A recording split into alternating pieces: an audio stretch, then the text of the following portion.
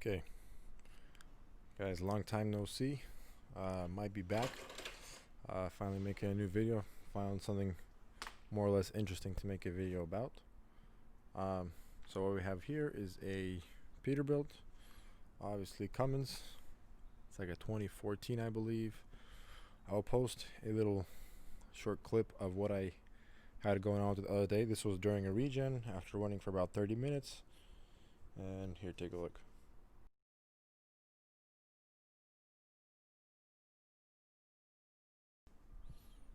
The engine is at 15 psi after running for 30 minutes at 1000 rpm. So if truck owners or truck drivers ever look at that, it's a good place for that oil pressure would be about 25-30. After running for that long, 25-30 is an ideal place. We were at 15. Yesterday this truck came to me. It was at 10 psi after working the whole day. 10 psi of oil pressure, which is nothing. That is essentially you're pretty much just screwing yourself by driving that truck. So I told the guy we can, he said he had the oil pump replaced, oil pressure sensor replaced. Said we can pull the oil pump and I could try maybe, because Cummins oil pumps from the box, they're really not good. They say made in China and they pump 20 psi of pressure brand new. So sometimes what you have to do is like add a little something into the pressure regulator so it pumps a little more. So that's what I did. I took the oil pump off, added that, and then I told him, I was like, maybe let's check the main bearing since it has a little bit of miles and way more hours. I was like, let's check them out because you've been driving around with low oil pressure for a long time. He said, okay, let's do it. So yesterday when I went to pull off the main bearing, I pull off number 4, usually the worst one. That's what usually gets the oil first. Usually what gets the oil first or doesn't get the oil, so it'll essentially be the worst one. And here is what I found. So this is a main bearing out of this truck. So if any of you know what a main bearing is supposed to look like, I will try to find a picture online. If not, I will take a picture of a good main bearing. So it is supposed to be about that color, like silver.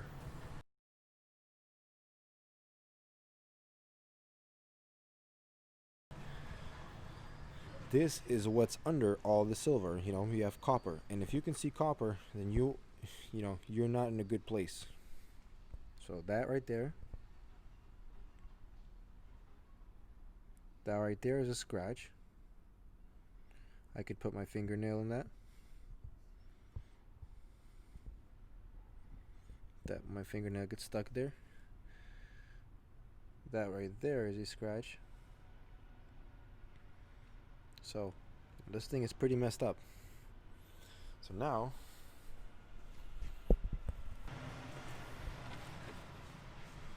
what I'm going to show you is the crank from this bad boy. Hopefully you can see. Try to get a good angle so you don't have a glare. But either way, I'm sure you can get a little rough idea. The crank has seen better days as well. So that sucker is all scratched up.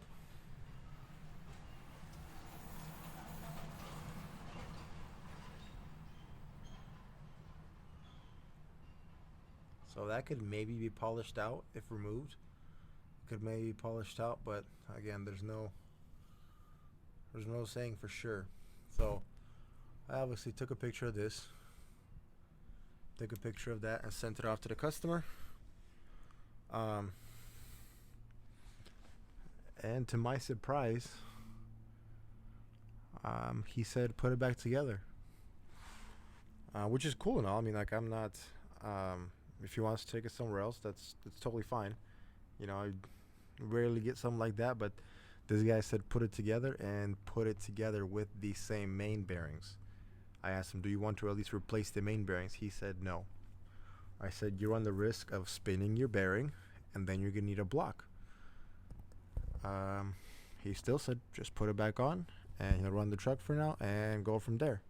So like I was saying, I'm not making this video to bag on the guy. I'm sure money can be rough in anyone's situation. It's not something like I'm saying, the guy's stingy. No, money can be rough.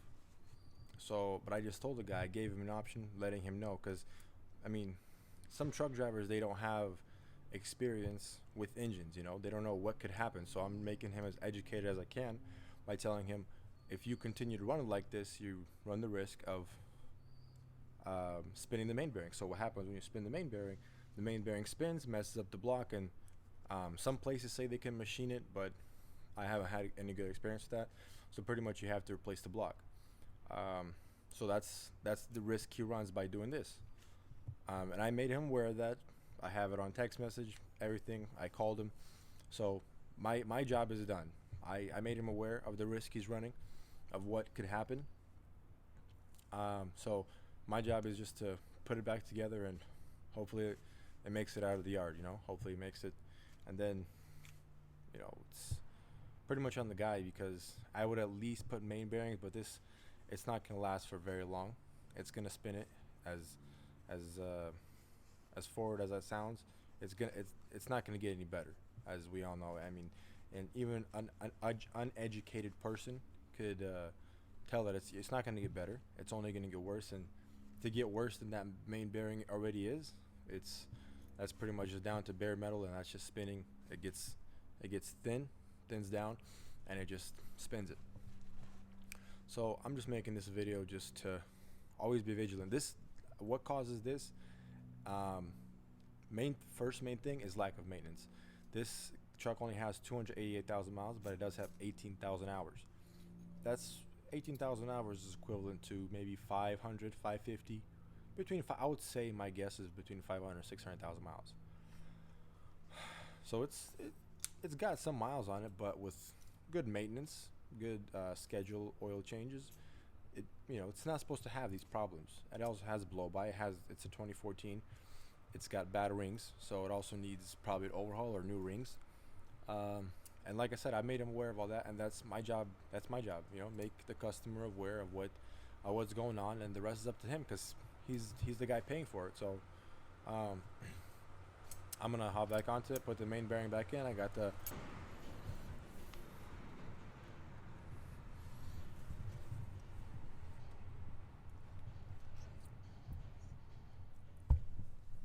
the oil pump back in, and that's just gonna be the end of this job. I mean, like I said, not coming on here to bag on the guy. I'm just coming on here that just take good care of your trucks, and you won't have these kind of problems. My saying always is, I would rather spend an extra 500, 600 bucks on an oil change every 12 to 15,000 miles than have to go through something like this, where your estimate is about 18 to 20 grand. Would you rather spend this extra 600 bucks sooner than you want to, or have an estimate like this, and then you're kind of at a crossroad of what to do?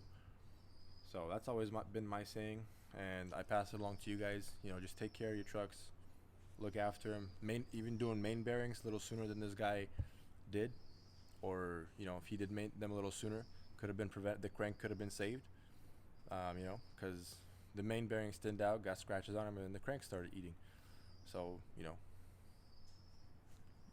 he was driving around with low oil pressure for a long time. It's been about 5-6 months. So there you go.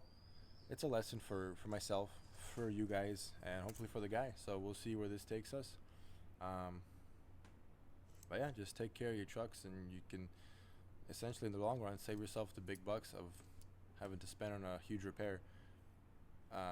Because most of the time stuff like this, unless you're like over 1 million miles or close to 1 million miles, it could be prevented, or it could be kind of put off till a little later time, till the truck gets older. Now, I'm not saying these trucks will never break, but like this, in my opinion, could have been prevented. Taking care of it, low oil pressure, you take it to the shop, you find the cause of it. Not keep driving it, but you take care of it. You take care of the problem. Not say, hey, I have work tomorrow, I gotta run the truck. I gotta work the next day, I run the truck. No, you take it to the shop, you get it taken care of, and then you're back on the road without having to pay 20 grand.